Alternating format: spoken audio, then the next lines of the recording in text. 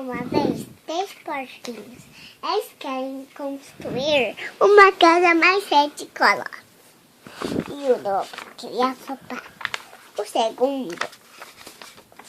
O primeiro fez uma de palha. O terceiro fez uma de madeira. E o segundo fez uma de tijolo.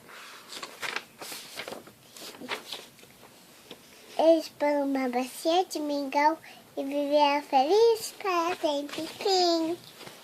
Eu posso...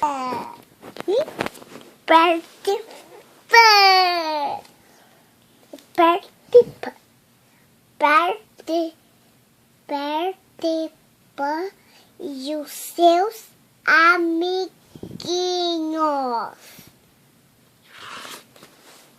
O participante estava voando todo dia, estava brincando, e de repente eles estavam lá voando. E de repente brincando assim. Bom, e o capitão estava pirando o crocodilo e participou, foi amarrar ele. E a indiazinha estava amarrada.